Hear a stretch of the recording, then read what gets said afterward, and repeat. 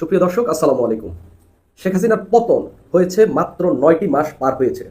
এর মধ্যে এই পতনের যারা নেতৃত্ব দিয়েছেন, বিশেষ করে বললে যিনি মাস্টারমাইন্ড হিসেবে আখ্যা পেয়েছেন, তিনি এই ৯ মাসের মধ্যেই মার খেয়ে ফেলেছেন।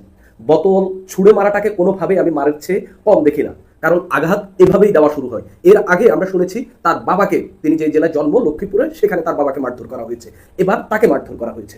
গত কয়েকদিন ধরেই আওয়ামী লীগের নিষেধাজ্ঞাকে ঘিরে যে একটা আন্দোলন হইল শাহবাগে, সেখানে এই এনসিপির নেতারা, তারপরে ইনকিলাব মঞ্চ, জামাত শিবির, তারপরে হেফাজতের নেতাকর্মীরা সেখানে জড়ো হয়ে আওয়ামী লীগকে নিষিদ্ধ করেছে। এরপরে আওয়ামী লীগকে নিষিদ্ধ করে যখন সবাই ঘরে ফিরছে, এরপরেই মাহফুজ আলম ফেসবুকে ২-৩টে স্ট্যাটাস দিয়েছেন। এর মধ্যে একটা দুইটা তিনি সরিয়ে ফেলেছেন, একটা সম্ভবত সরিয়ে ফেলেছেন, বাকিগুলো রেখেছেন। ওইখানে তিনি স্পষ্টত জামাত শিবিরের বিরুদ্ধে কথা বলেছেন এবং ৭১-এ জামাতের যে ভূমিকা সেটা নিয়ে তিনি প্রশ্ন তুলেছেন এবং এটা মীমাংসা করতে বললেন।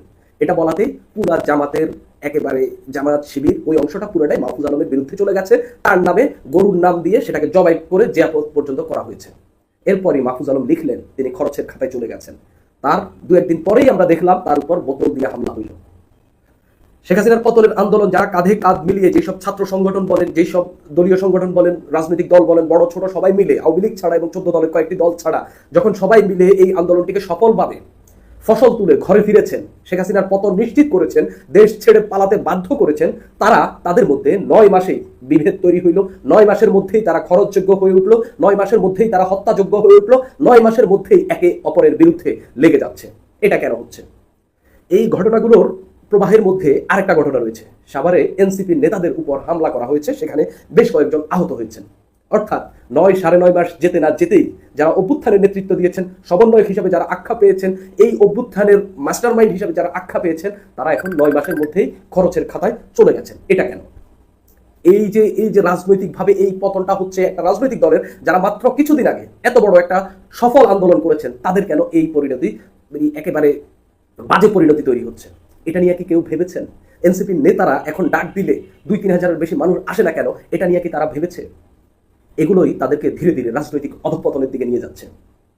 মাহফুজ আলমের উপর যে বোতল ছোড়া হয়েছিল, তিনি একটা অডিও ফাঁস হয়েছে, সেখানে তাকে বলতে শোনা গেছে যে শিবিরের লোকেরা সেখানে ছিল, তারাই তার উপর পরিকল্পিতভাবে এই হামলাটা চালাইছে।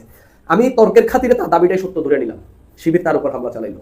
গত কিছুদিন আগে শেখ হাসিনার পতনের আন্দোলনের সময়, এরপরেও শিবির এবং এনসিপি, মাহফুজ আলম, অভ্যুত্থানকারী শিবির, সবার মধ্যে গলায় গলায় ভাব ছিল। এখন কেন তাদের মধ্যে নেই? ছাত্র দলের সঙ্গে কাঁধে কাঁধ মিলিয়ে এই এনসিপির নেতারা, তখন তো এনসিপি হয়নি, এই অভ্যুত্থানের নেতারা কাঁধে কাঁধ মিলিয়ে আন্দোলন করেছে, আন্দোলনের সফলতা নিয়ে ঘরে ফিরেছে। এখন কেন ছাত্র দল তাদের সঙ্গে নেই? পাশাপাশি আরো অন্যান্য রাজনৈতিক সংগঠন, অন্যান্য রাজনৈতিক দল তাদের পাশে এখন দাঁড়াচ্ছে না কেন? এটাই এই রাজনৈতিক পতনটাই এনসিপিকে খুব দ্রুতই ফাইন্ড আউট করতে হবে। কেন তাদের নেতারা বিভিন্ন জায়গায় মার খাচ্ছেন এবং এই মার যে একে একে অন্যান্য যারা আরো পপুলার যারা রয়েছেন তাদের দিকে যে ধেয়ে আসবে না, এটা কি কেউ বলতে পারেন? মারের একটা ওয়ে আছে। আপনি যখন একবার মার দিয়ে সাহস পেয়ে যান, যখন বোতল মারে সাহস পেয়ে যান, তখন আপনি পাথরও মারতে পারবেন, এরপরে কিছুদিন পরে গুলিও মারতে পারেন। আমি বলছি না যে এটাই হবে, তবে মারের ওয়েটাই এরকম। শেখ হাসিনার কথাই ধরুন, প্রথমে যখন গুমটা বাংলাদেশে হইল, 2টা গুমের পরই যদি শেখ হাসিনা তীব্র প্রতিরোধের মুখে পড়তো কিংবা তীব্র আন্দোলনের মুখে পড়তো, এরপরে কি ৫-৬০০ মানুষকে সে গুম করতে পারতো? কখনোই না। ওই 2টাতেই তাকে থামতে হইতো। প্রতিবাদ হয়নি কিংবা ওই আন্ডারস্ট্যান্ডিং, ওই নেগোসিয়েশনের জায়গায় যায়নি বিধায় পরবর্তীতে সে সাহসটা আরো পেয়েছে। এখন বোতল মারাতে যদি আপনি তাদেরকে স্টপ না করতে পারেন, বুঝে নিতে হবে আপনি খরচের খাতায় চলে গেছেন এবং আপনি ভবিষ্যতে আরো মার খেতে পারেন। এটা কোন পর্যায়ে গিয়ে দাঁড়ায় আমি সেটা নিয়েই সন্দিহান। আমি একটু সাভারের বিষয়টা একটু পড়ি। সাভারের আশুলিয়ায়, যেহেতু ঢাকার ঘটনা, মাহফুজ আলমের উপর বোতল নিক্ষেপের ঘটনাটা আপনারা সবাই জানেন।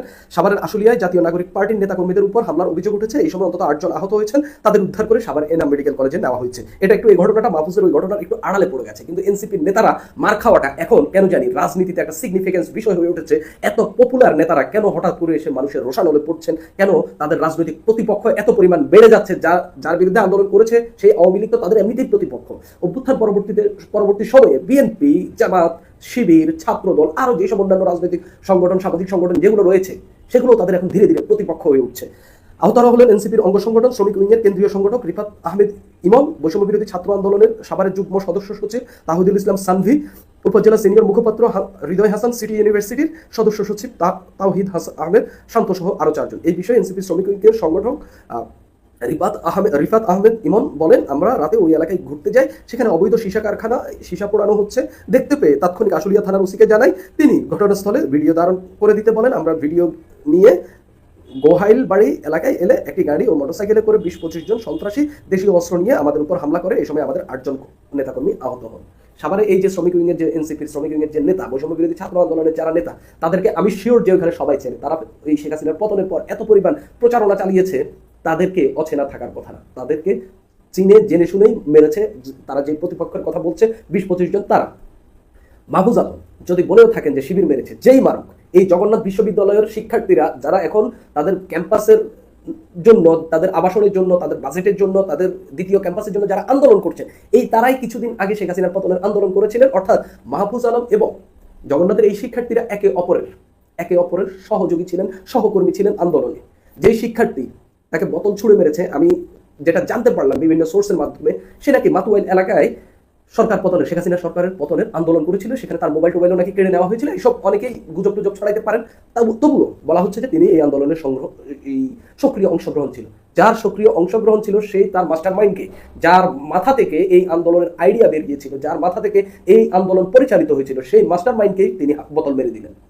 যত অনিচ্ছাকৃত বলা হোক, যত যেভাবেই বলা হোক যে আমি আকাশের দিকে মারছি, ওইটা গিয়া মাহফুজের মাথায় পড়ছে, যেভাবেই বলা হোক, আপনি তার উপর হামলা করেছেন। এই হামলাটার আলাদা একটা সিগনিফিকেন্স রয়েছে। এই এনসিপির নেতারা, এই অভ্যুত্থানকারীরা ধীরে ধীরে খরচের জায়গায় চলে যাচ্ছে শুধুমাত্র তাদের রাজনৈতিক অদূরদর্শিতার কারণে। আপনি শুধু মাহফুজের বোতল মার খাওয়া বিষয়টা না, আরো অন্যান্য জায়গায় যেগুলো আপনি দেখবেন, আমি এতক্ষণ যেটা বললাম যে বিভিন্ন ছাত্র সংগঠনের সঙ্গে, তাদের সহকর্মীদের সঙ্গে তাদের অনৈক্য তৈরি হয়েছে, তারা ধীরে ধীরে আলাদা হয়ে যাচ্ছে, একা হয়ে যাচ্ছে। মাহফুজ আলম শিবিরের বিরুদ্ধে কথা বলে সে একেবারে একা হয়ে পড়েছে। এই বিষয়গুলো তাদেরকে দীর্ঘ সময় ভোগাবে। এবং এটা যদি না হয়, এবং নতুন করে যদি তারা তো নতুন রাজনৈতিক বন্দোবস্তের কথা বলছে, নতুন করে যদি তারা নেতাকর্মী তৈরি করতে না পারে, তাদের সমর্থন আদায় করে নিতে না পারে, তাদের গ্রহণযোগ্যতা তৈরি করতে না পারে, তাহলে এরা ধীরে ধীরে এভাবেই খরচের জায়গায় চলে যাবে এবং তাদের পতন খুব বাজেভাবে হয়ে যাবে। সেই ক্ষেত্রে তাদেরকে যেহেতু কিংস পার্টি বলা হচ্ছে, ডক্টর মোহাম্মদ ইউনূসকে তাদের জন্য লোক আমদানি করে সমর্থন আদায় করে নেওয়া ছাড়া আর কোনো উপায় থাকবে না, না হলে তাদের পতন অনিবার্য। সুপ্রিয় দর্শক, আজ এই পর্যন্ত।